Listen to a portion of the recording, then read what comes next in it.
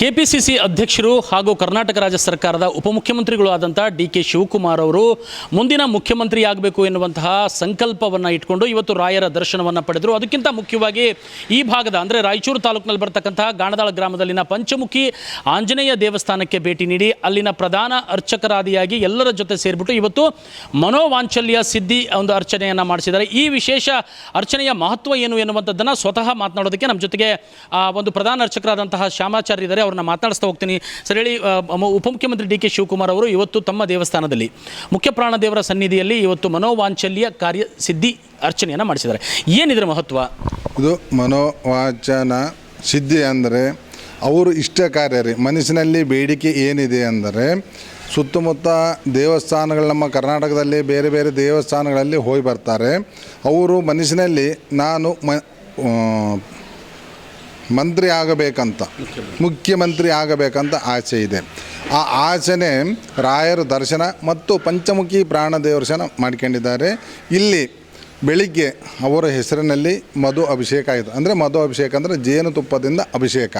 ಈ ಮಧು ಅಭಿಷೇಕ ಇವತ್ತು ದೀಪಾವಳಿ ಪಾಡ್ಯ ಪ್ರತಿಪದ ಒಳ್ಳೆಯ ವಿಶೇಷವಾದ ದಿನ, ಬುಧವಾರ, ಸ್ವಾತಿ ನಕ್ಷತ್ರ. ಇದು ಇಷ್ಟ ಕಾರ್ಯ. ಅವ್ರ ಮನಸ್ಸಿನಲ್ಲಿ ಏನು ಬೇಡಿಕೆ ಇರುತ್ತೆ ಆ ಕೆಲಸ ನೆರವೇರುತ್ತೆ. ರಾಯರು ಮತ್ತು ಪಂಚಮುಖಿ ಪ್ರಾಣದೇವರ ಆಶೀರ್ವಾದ ಗ್ಯಾರಂಟಿ, ಮುಖ್ಯಮಂತ್ರಿ ಆಗ್ತಾರೆ. ಡಿ.ಕೆ. ಶಿವಕುಮಾರ್ ಅವರು ಮಂತ್ರಾಲಯಕ್ಕೆ ಬರ್ತಕ್ಕಂಥದ್ದು ಇದೇ ಮೊದಲೇನಲ್ಲ. ರಾಯರ ದರ್ಶನವಾಗಿರಲಿ, ಪಂಚಮುಖಿ ಆಗಿರಲಿ, ಆಂಜನೇಯ ದರ್ಶನಕ್ಕೆ ಈ ಹಿಂದೆಯೂ ಕೂಡ ಹಲವಾರು ಬಾರಿ ಬಂದಿದ್ದಾರೆ, ಕೆಲವು ಸಂಕಲ್ಪಗಳನ್ನು ಮಾಡಿದ್ದಾರೆ ಅಂತ ಕೇಳಿದ್ದೀವಿ. ತಮಗೆ ಗೊತ್ತಿದೆಯಾ ಏನೆಲ್ಲ ಸಂಕಲ್ಪ ಮಾಡಿದ್ರು, ಏನೇನು ಆಗಿದೆ ಅವರಿಗೆ ಅಂತ ಹೇಳ್ಬಿಟ್ಟು? ಈ ಕೆಲವು ದಿವಸಗಳ ಹಿಂದೆ ನಮ್ಮ ರಾಹುಲ್ ಗಾಂಧಿ ಅವರು ಮತ್ತು ಡಿ.ಕೆ. ಶಿವಕುಮಾರ್ ಅವರು ಭಾಳ ಜನ ಎಲ್ಲ ಲೀಡ್ರುಗಳೆಲ್ಲ ಬಂದಿದ್ರು. ಮಂತ್ರಾಲಯಕ್ಕೆ ಬಂದು ಹೋಗಿದ್ದಾರೆ. ಹೋದ್ಮೇಲೆ ಅವ್ರ ಕೆಲಸ ಆಗಿದೆ.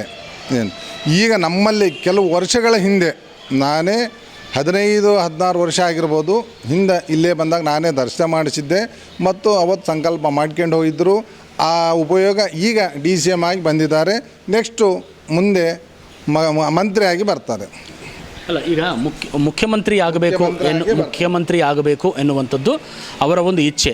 ಆ ಇಚ್ಛೆಗೆ ಅನುಗುಣವಾಗಿ ಇವತ್ತು ಪಂಚಮುಖಿ ಆಂಜನೇಯ ದೇವಸ್ಥಾನದಲ್ಲಿ ಸಂಕಲ್ಪ ಆಯ್ತು ರೀ. ಮುಖ್ಯಮಂತ್ರಿ ಸಲುವಾಗಿ ಪೂಜಾ ಸಂಕಲ್ಪ ಮಾಡಿದ್ದಾರೆ, ಅರ್ಚನೆ ಮಾಡಿಸಿದ್ದಾರೆ, ಸಂಕಲ್ಪ ಮಾಡಿಸಿದ್ದಾರೆ, ಮಧು ಅಭಿಷೇಕ ಮಾಡಿಸಿದ್ದಾರೆ.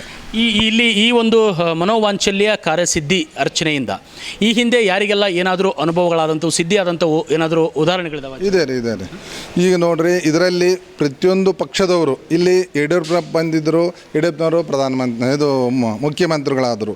ಆಮೇಲೆ ಇವರು ಬಂಗಾರಪ್ಪ ಅವರು ಬಂದಿದ್ದರು, ಅವರು ಮುಖ್ಯಮಂತ್ರಿಗಳಾದರು. ಆಮೇಲೆ ವೀರಪ್ಪ ಮೊಯ್ಲಿ ಅವರು ಬಂದಿದ್ದರು, ಅವರು ಮುಖ್ಯಮಂತ್ರಿ ಆದರು. ಅವರೆಲ್ಲ ಕೂಡ ಇದೇ ಅರ್ಚನೆಯನ್ನು ಮಾಡಿಸಿದ್ರು. ಇದೇ ಅರ್ಚನೆ ಮಾಡಿ ನೀವೇ ಮಾಡಿ ನಾವಿನ್ನ ಚಿಕ್ಕ ವಯಸ್ಸು, ಆ ವಯಸ್ಸಿನಲ್ಲಿ ನನ್ನ ನೆನಪಿನಿಂದ ನನ್ನ ನೆನಪಿನಿಂದ ಈಗ ನನಗೆ 54-55 ವರ್ಷ ಏನ್ರಿ. ನಾನು ಅಲ್ಲಿಂದನೂ ನಾನು ನೋಡ್ತಾ ಬಂದಿದ್ದೀನಿ. ಭಗವಂತನ ಆಶೀರ್ವಾದದಿಂದ ಆಗಿದ್ದಾರೆ.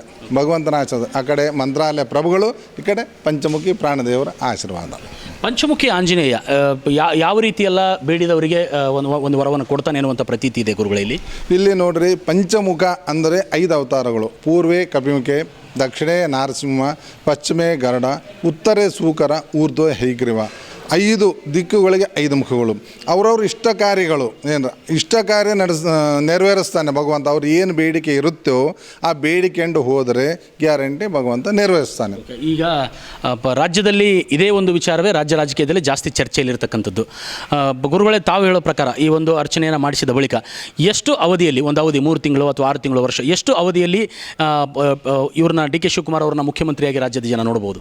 ನೋಡ್ರಿ, ಅದು ಭಗವಂತನ ಆಶೀರ್ವಾದ, ರಾಯರು ಪ್ರಾಣದೇವರ ಆಶೀರ್ವಾದ. ಇನ್ನು ಕೆಲವೇ ದಿನಗಳಲ್ಲಿ ಗ್ಯಾರಂಟಿ ಆಗ್ತಾರೆ. ಹಾಗೆ 15 ವರ್ಷಗಳಿಗೆ ಬಂದ ಮೇಲೆ DCM ಆಗಿದ್ದರು. ಈಗ ಇನ್ನು ಕೆಲವು ದಿವಸದಲ್ಲಿ ಗ್ಯಾರಂಟಿ ಆಗ್ತಾರೆ. ಇದಾಗಿತ್ತು ಪಂಚಮುಖಿ ಆಂಜನೇಯ ದೇವಸ್ಥಾನದ ಪ್ರಧಾನ ಅರ್ಚಕರಾದಂಥ ಶ್ಯಾಮಾಚಾರ್ಯರ ಮಾತು. ರಾಯಚೂರಿನಿಂದ ವಿಶ್ವನಾಥ್ ಹೂಗಾರ್, ನ್ಯೂಸ್ 18. ನಿರ್ಭೀತ, ನಿಷ್ಪಕ್ಷಪಾತ, ವಿಶ್ವಾಸಾರ್ಹ ಸುದ್ದಿಗಳಿಗೆ ಮತ್ತೊಂದು ಹೆಸರಾಗಿರುವ ನ್ಯೂಸ್ 18 ಕನ್ನಡ ಈಗ ಆಪ್ನಲ್ಲೂ ಲಭ್ಯವಿದೆ. ದಯವಿಟ್ಟು ಇಲ್ಲಿರುವ QR ಕೋಡ್ ಅನ್ನು ಸ್ಕ್ಯಾನ್ ಮಾಡಿಕೊಂಡು ಆಪ್ ಡೌನ್ಲೋಡ್ ಮಾಡೋದಕ್ಕೆ ಮರಿಬೇಡಿ. ನಿಮ್ಮ ಬೆಂಬಲ ಹೀಗೆ ಸದಾ ನಮ್ಮೊಂದಿಗಿರಲಿ. ಧನ್ಯವಾದ.